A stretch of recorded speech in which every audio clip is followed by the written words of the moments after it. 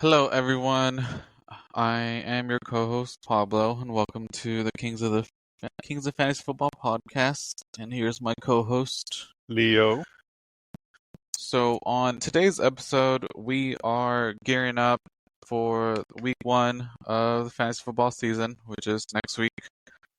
So today's episode, we are going to focus on some waiver wire targets in the event that you have some roster space or have someone on an IR spot. You have that extra slot that you can add, players to. But before we dive into that, we're gonna spend a little bit of time on the bombshell news that broke yesterday. Kind of talk about the fantasy impact. So, as you well know, Micah Parsons got traded to the Green Bay Packers. So, from a fantasy perspective, kind of let's talk about that. So, let's start with the Cowboys. For the Cowboys, offensively, if you have any of those position players, whether it's Dak, CeeDee Lamb, Pickens, maybe even the running back, um, I think it's going to have to be a high-powered offense. I know I've seen some experts talk about them, kind of being like the Bills. I mean, not the Bills, the Bengals last year, to where they may score 30 to 40 points, but they still may lose those games. Leo, do you kind of agree with that assessment? Yeah, no, for sure. With their defense has been proven in the past when Mika Parsons has been out of the lineup. Their defense has been like 180 degrees and pointing the other way in terms of being a quality defense. So that that alone is going to open up. The offense was going to be high powered in terms of passing, and if their defense is going to be as bad as we all think it's going to be, it's only going to allow the like you say Dak and CD, Pickens and Jaden Blue and all those guys, even Ferguson to get more involved in the offense and more opportunities. So yeah, if you drafted them, be happy they're on your team. If you haven't, you might want to move them up your draft board a little bit if you're going to be drafting this weekend.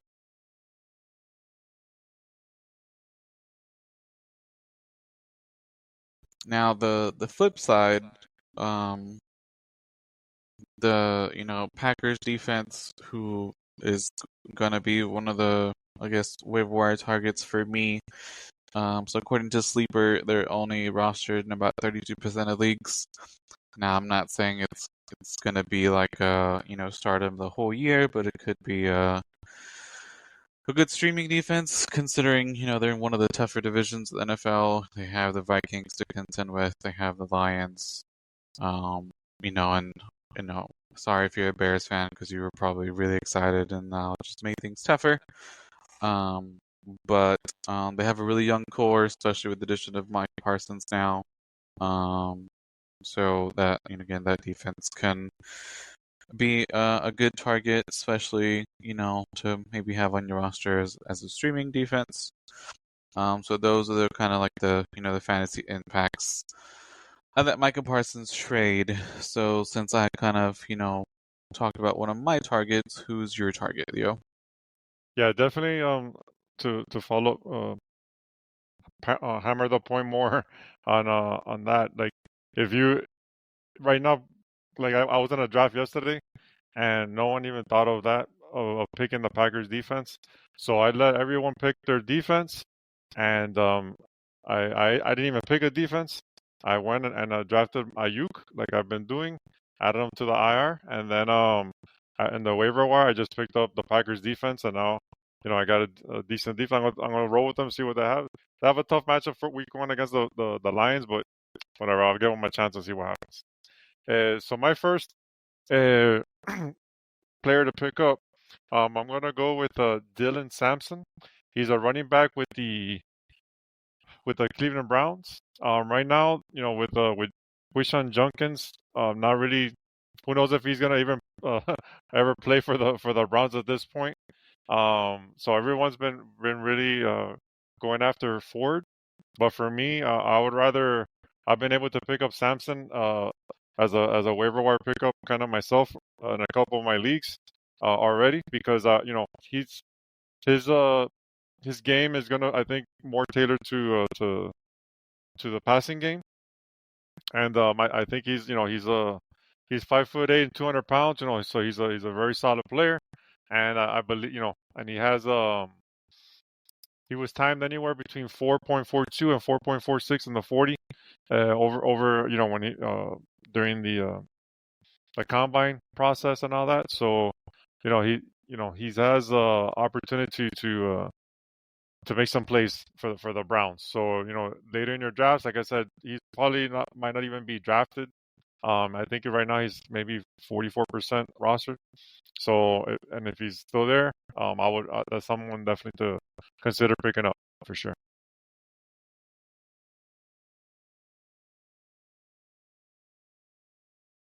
Yeah, I feel bad for everyone that, might have been a high draft pick on, what is his name, Jenkins or Judcon. Um, Yeah, Christian don't Junkins. know, like you said, if he's gonna play. I heard that he may even go back to college. Yeah, so we'll see what happens there. Gonna be honest, I was not aware about Dylan Sampson, so That's what we're here um, for.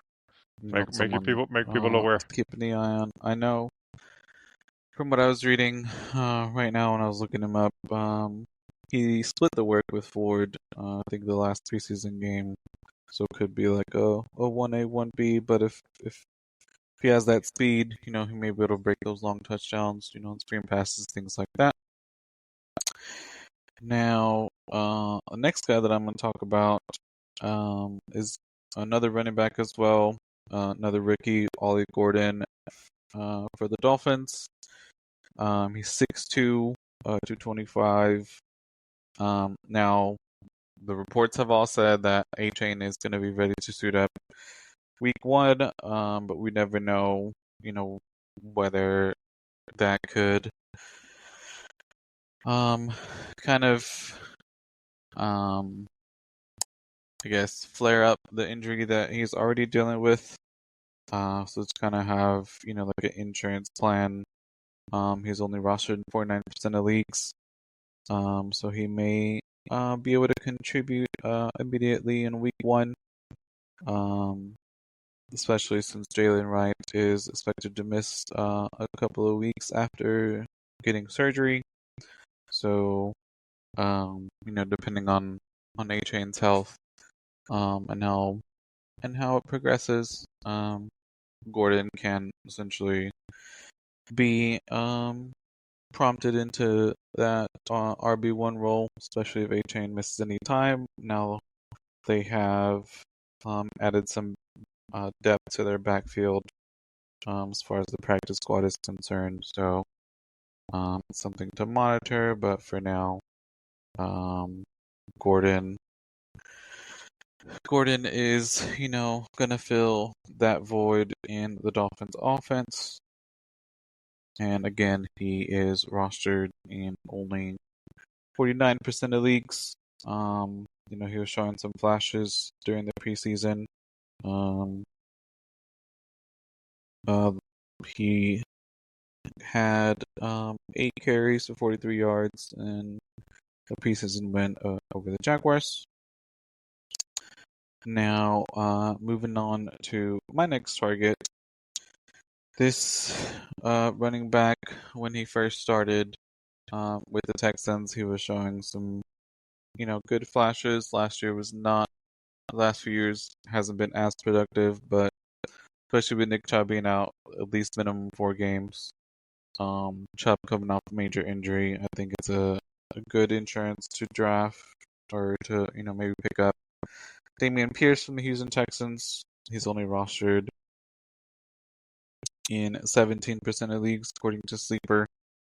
Um, and again, especially with a new coordinator out here in Houston, from some other quotes of some offensive linemen, is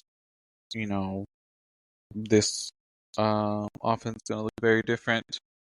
I know Stroud has even gone on interviews saying that the coordinator's kind of given him some leeway as to being able to change the play at the line of scrimmage, which is what he was used to at Ohio State. With the coordinator. Um, so that may yield some positives to the offense. I know a lot of experts are currently concerned not only with our offensive linemen, but as well as our running backs, just because Mixon is out. So Pierce, and depending on what Chubb does, it can be a good pickup. And again, he's only rostered in 17 Peninsula leagues. Um, Leo, who is your next target? Thanks, man. Sorry, had a little technical difficulties there. Um, yeah. So my next target is one of your boys there in Houston Texans land. I'm gonna go with Christian Kirk. He's a veteran. He's been around for a few years now. He's coming from he came over as a free agent from the Jacksonville Jaguars, and right now he's kind of been heralded as probably the slot guy there for in the Texans offense. I think he's gonna have a pretty decent year if that's gonna be his position. Nico Collins, he's a stud. He's gonna take away most of the attention away, and that should allow Christian Kirk to make plays there with CJ Stroud. So yeah, I really want to try to get him, and if you have a chance to get him, you could. Right now, I believe he's about 40% rostered in most leagues, so someone you might have a chance to be there for you. Yeah, he's kind of like the vet, one of the vets in that locker room. Um, coming from Jacksonville, hopefully, he can go into that slot role. I know one of the rookies that we drafted kind of maybe doing the slot as well, but I know Kirk's probably going to be the starter, so it's going to be him, Higgins, and Collins. So we'll see how Kirk does. Now, this next guy has been making some waves lately, especially due to his performance in the preseason. This is wide receiver Isaac Tesla, the Detroit Lions. Now, he is only rostered in 27% of leagues, but I don't know if he's going to make like an immediate impact. I know a lot of experts have been saying that this is, probably the year that Jameson Williams finally, breaks out. So I don't know if Tesla's gonna, kind of impact Williams. But in the preseason, again, he kind of carved out his roster spot. Um, he had a really good touchdown against us actually in the preseason game. So the Campbell's been excited, pleased with how he's been performing.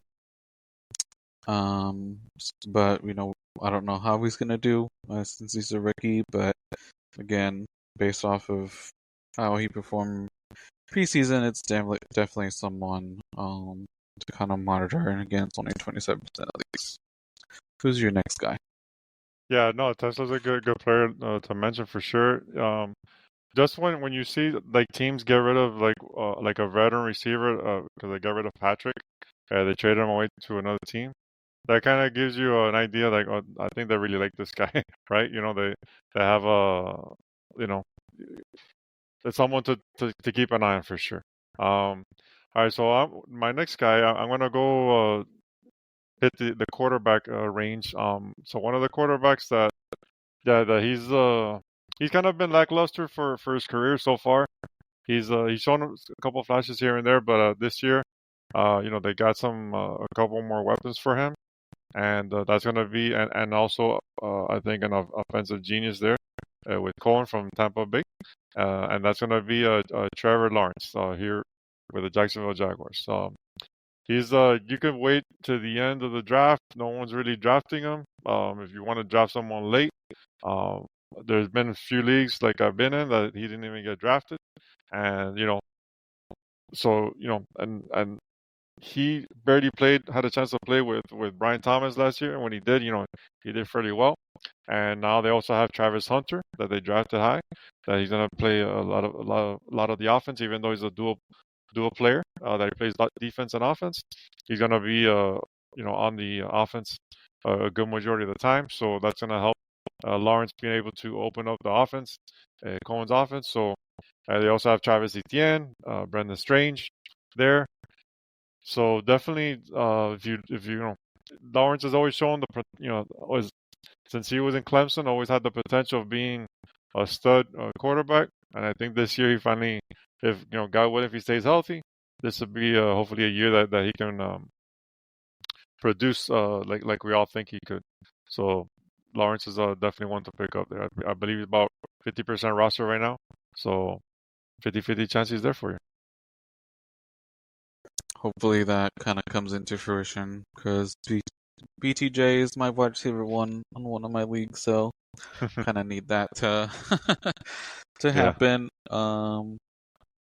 Now, next guy that I was going to talk about is someone who I'm not gonna lie, I kind of surprised as to the roster percentage that he's at right now. I mean, he's a little bit on the older side, but considering he came out of retirement to play for your home team, the Dolphins, Darren Waller is only 20% rostered. Had it been when he was playing, I doubt that it was anywhere near that. Um, so he's probably, trying to get back in the swing of things. Probably a little rusty. Um, he is 32 years old, soon to be 33, but who knows? He may hopefully have some good games like Jonnu did last year.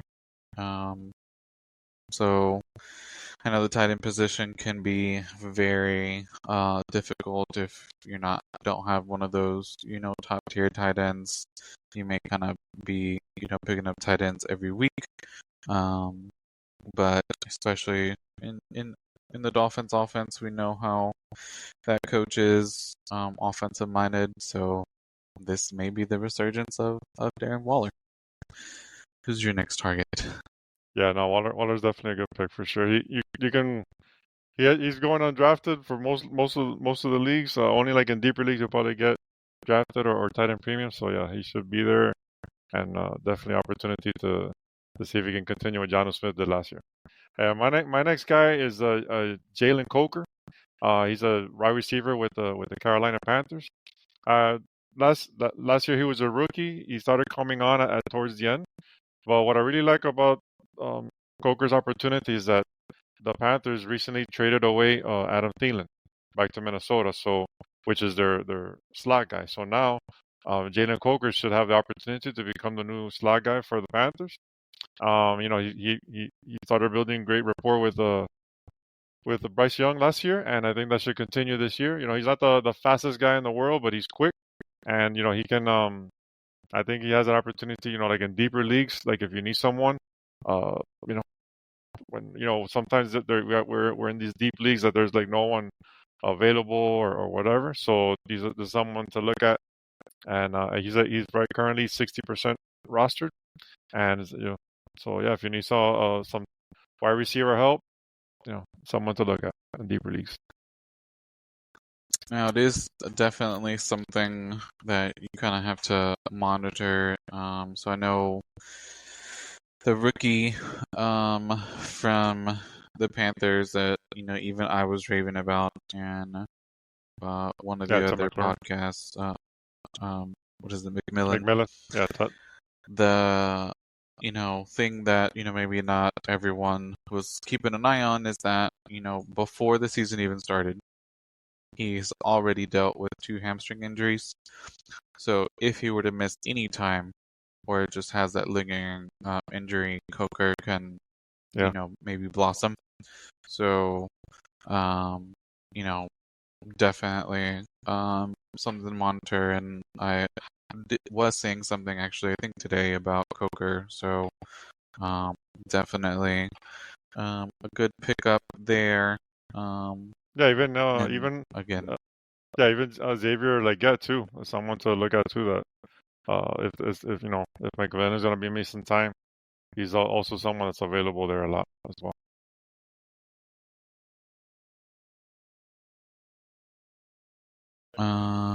now my next guy,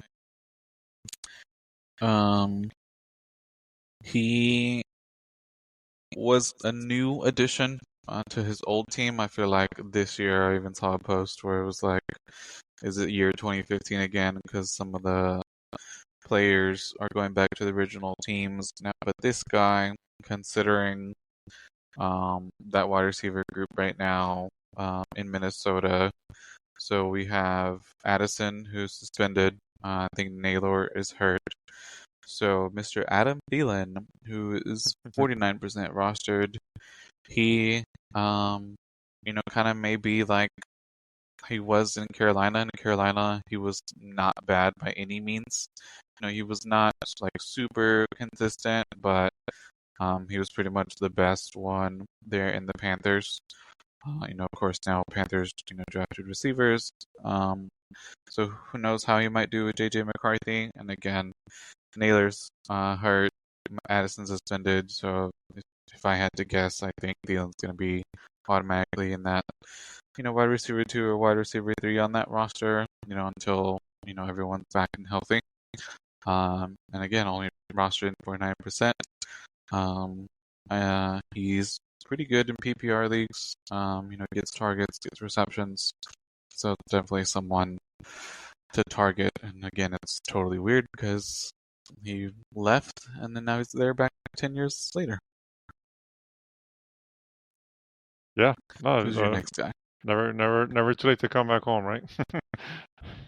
um, yeah, so I'm gonna go with my next guy is I'm gonna go with a tight end. He's he's always had potential, and I think to me he's just never had the quarterback to get him the ball. And I'm gonna go with Chig Okonkwo. Now that the Titans finally he's a tight end. He's currently only 24% rostered, so which is not bad at all.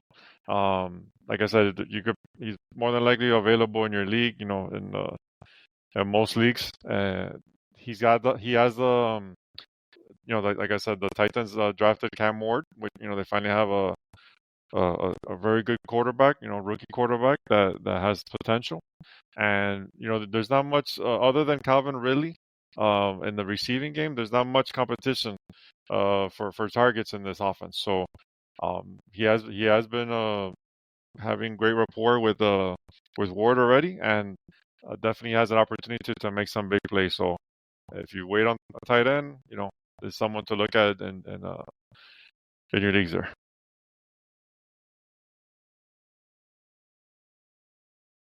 Yeah, considering Ridley is questionable, so let's say if he even misses week 1, then might be a tight end type of week for that first week.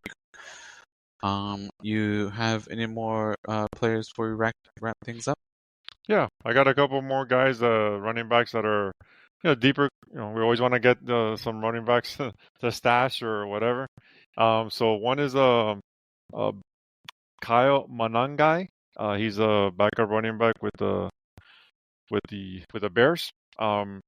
Right now, DeAndre Swift is the main guy, and Roshan Johnson is there, but Manangai has very good in pass protection, and if God forbid something happens to DeAndre Swift, I definitely think that he will Manangai will push Roshan for the majority of the touches there. Another running back to keep an eye on, and for the Cincinnati Bengals, Chase Brown.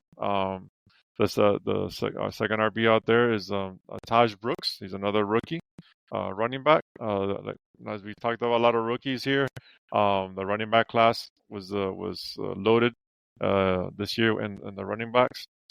in this rookie year class. So definitely someone there to look at as well. And I think there was one more, right? Ollie Gordon. You mentioned him earlier, right? Yeah, I mentioned him. Awesome. Yeah, no, he's a must for sure. Above all these. Yeah, I know, I was mentioning that A-Chain is set to start, but if he misses any time, especially with I forgot his name, just had surgery, so Ollie Yeah, could Jalen definitely Wright. get some work. Yeah. Yeah, yeah, no, he has a definitely opportunity early on to make headways for sure. All right. So that concludes, waiver wire targets, especially for week one. If you have any drafts coming up, good luck in your drafts. This is pretty much last weekend before the season starts. Please like the show, give us a follow, share it. And if you have any questions, you can reach me on X. That would be at Archreaper, ARCHREAPR. Leo, where can they reach you? Yeah, if you have any fantasy football questions, dynasty questions, you can reach me on X as well at Smooth1074. Thanks, everyone. Peace.